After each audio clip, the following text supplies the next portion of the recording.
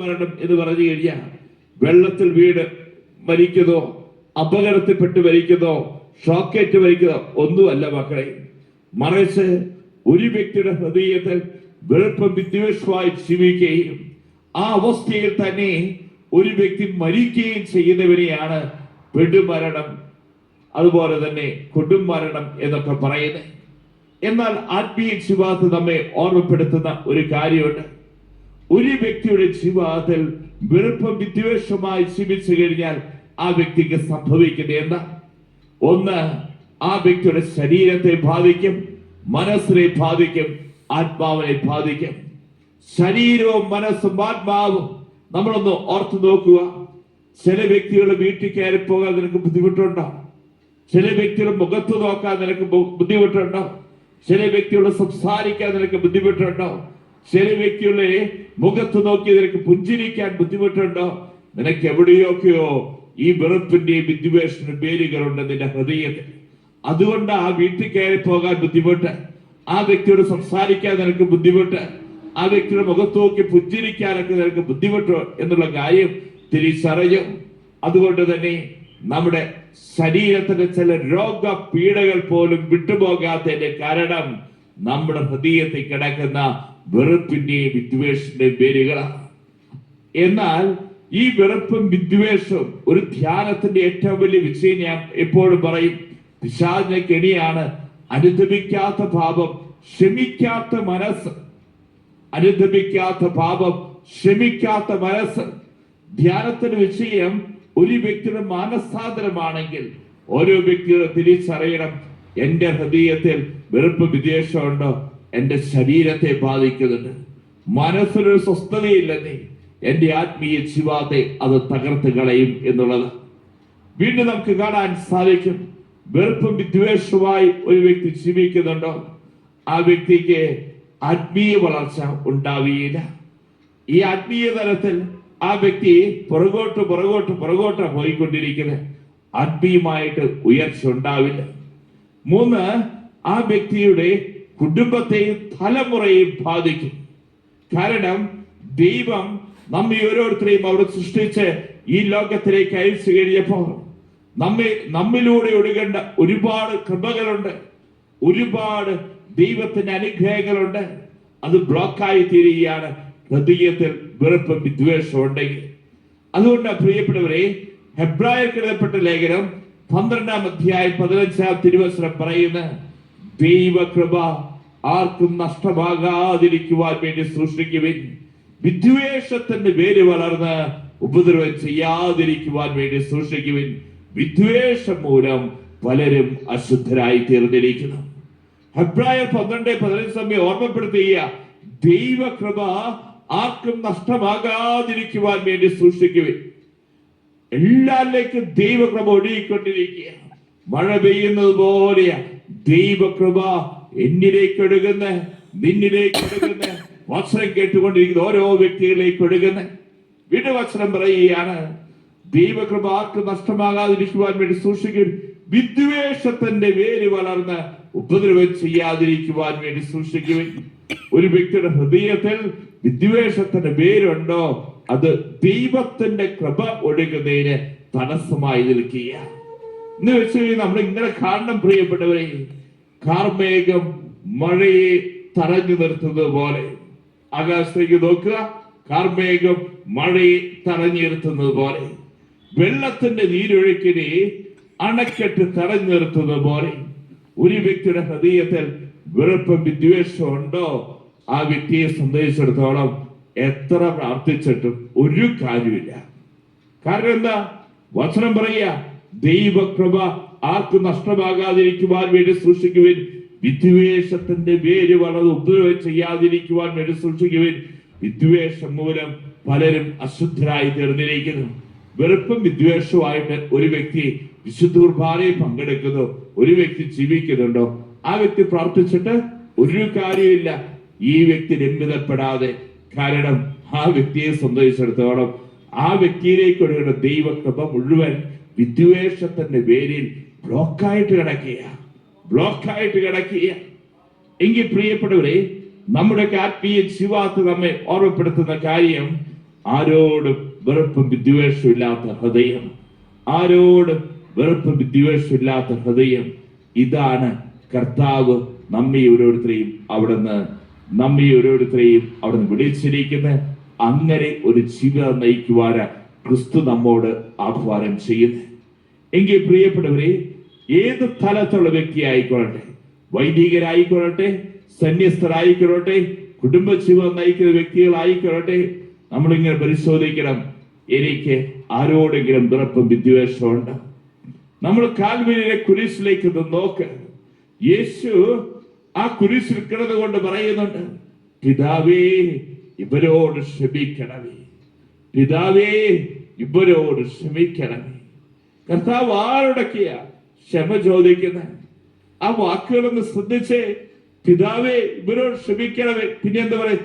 ഇവർ ചെയ്യുന്നത് എന്തെന്ന് ഇവർ തന്നെ അറിയുന്നില്ല. എന്നെ ദ്രോഹിച്ച വ്യക്തി അറിയുന്നില്ല എന്റെ ഹൃദയത്തിന്റെ അവസ്ഥ. എന്നെ നൊമ്പരപ്പെടുത്തിയ വ്യക്തി അറിയുന്നില്ല എന്റെ ഹൃദയത്തിന്റെ അവസ്ഥ. ഞാൻ ഒറ്റയ്ക്കിരുന്ന് കരഞ്ഞ് എന്റെ തലയിണ കുതിർന്നത്, ഞാൻ മുടക്കിയ അത്താഴങ്ങൾ, ഞാൻ അനുഭവിച്ച മാനസികമായ സംഘർഷം ഒന്നും ആ വ്യക്തി അറിയുന്നില്ല. അതാ കർത്താവ് പറയുന്നത്, പിതാവേ ഇവരോട് ക്ഷമിക്കണമേ, ഇവർ ചെയ്യുന്നത് എന്തെന്ന് ഇവർ തന്നെ അറിയുന്നില്ല. എങ്കിൽ പ്രിയപ്പെട്ടവരെ, നമ്മൾ ഓരോ വ്യക്തിയുടെയും അവിടുന്ന് ഓർമ്മപ്പെടുത്തുക, ആരോടും വെറുപ്പും വിദ്വേഷവും ഇല്ലാത്ത ഹൃദയത്തെ നോക്കിക്കോ. ഇന്ന് എനിക്ക് ആരോടെങ്കിലൊക്കെ ക്ഷമിക്കാറുണ്ടോ? ഹൃദയപൂർവ്വം ക്ഷമിക്കുക. അതല്ലേ വചനം പറയുന്നത്? മത്തായിയുടെ സുവിശേഷം 18-ാം അധ്യായം 35-ാം തിരുവചനം, നീ നിന്റെ സഹോദരനോട് ഹൃദയപൂർവ്വം ക്ഷമിക്കുന്നില്ലെങ്കിൽ നിന്റെ സ്വർഗസ്ഥനായ പിതാവ് നിന്നോട് ക്ഷമിക്കുകയില്ല.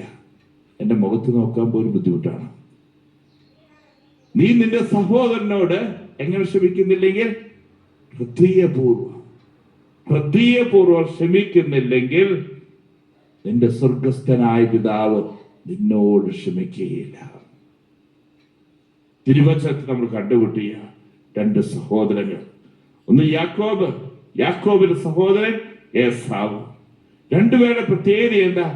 അമ്മയുടെ ഉദരത്തിലായിരുന്ന സമയം മുതൽ മുട്ടനാടിന്റെ സ്വഭാവം കാണിച്ചുകൊണ്ടിരുന്നത്. ഇതാ ഒരു വ്യക്തി അമ്മയുടെ ഉദരത്തിൽ പുറത്തേക്ക് ചാടി വരുമ്പോ അടുത്ത വ്യക്തി കുതികാലെ പിടിച്ചിട്ട് പുറത്തേക്ക് ചാടി വരുന്നത്. ഇതിനുശേഷം രണ്ടുപേരും വളർന്നു വരിക.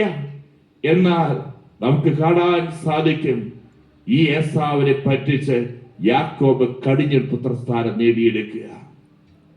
തന്റെ അപ്പനെയോടൊക്കെ പറ്റിച്ച്, തന്റെ സഹോദരനെ പറ്റിച്ച് ഈ യാക്കോബ് കടിഞ്ഞൂൽ പുത്രസ്ഥാനം നേടിയെടുക്കുക.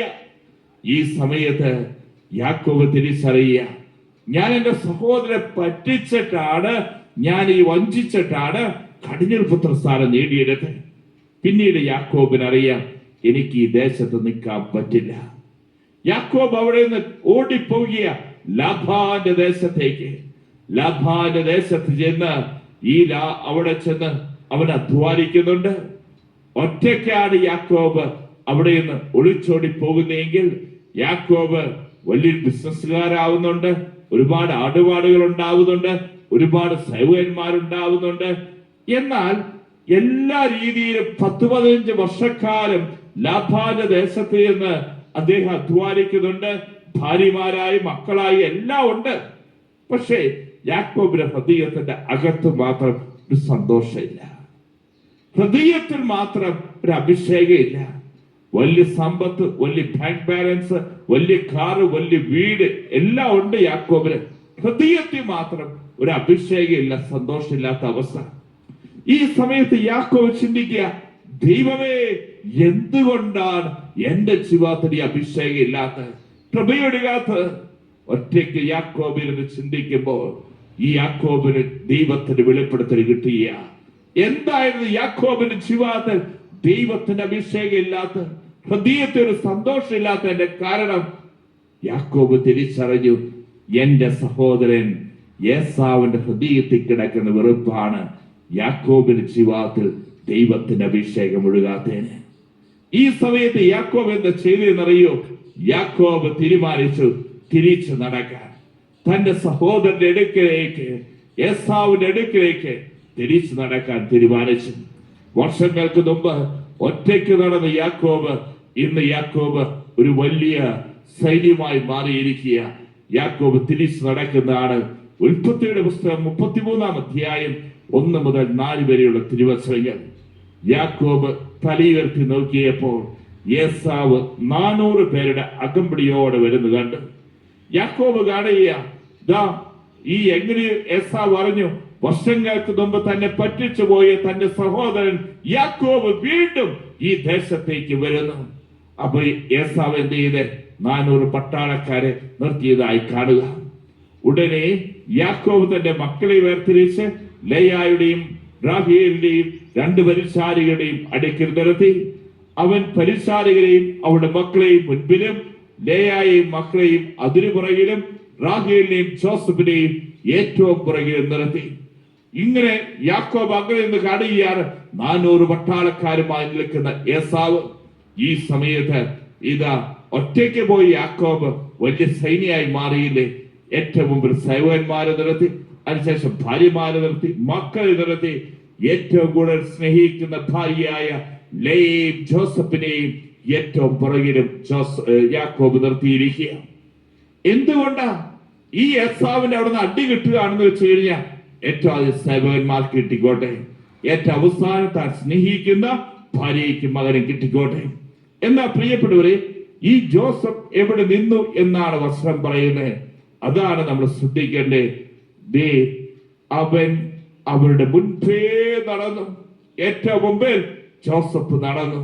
സഹോദരന്റെ അടുത്തെത്തുവോളം 7 തവണ നിലം മുട്ടെ താണു വഴങ്ങി.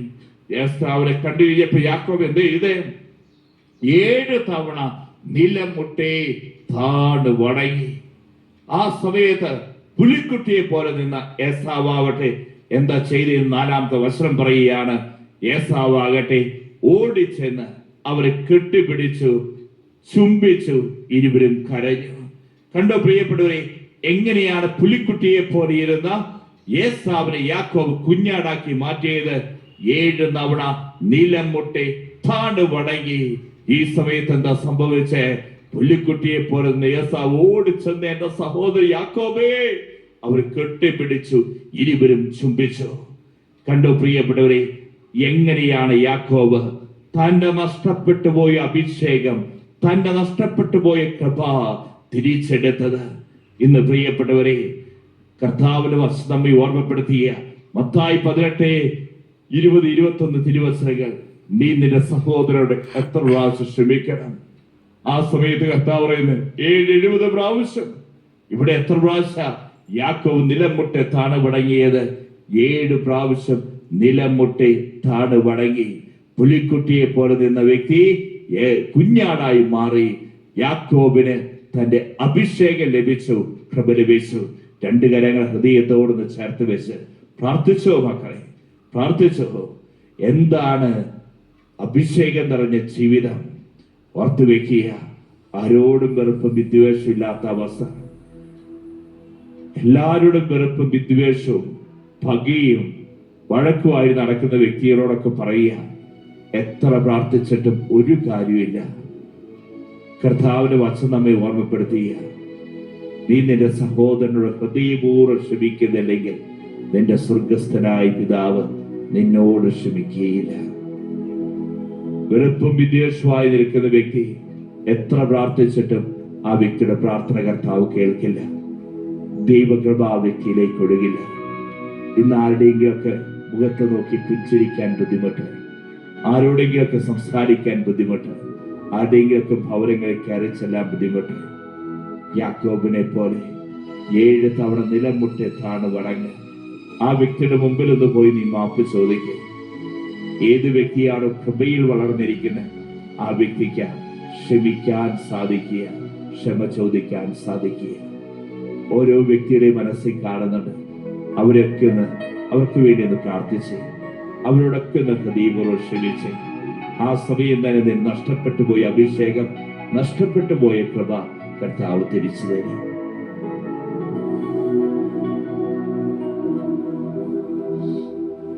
നമുക്കെല്ലാവർക്കും സന്തോഷത്തോടും ഉത്സാഹത്തോടും കൂടെ നിന്ന്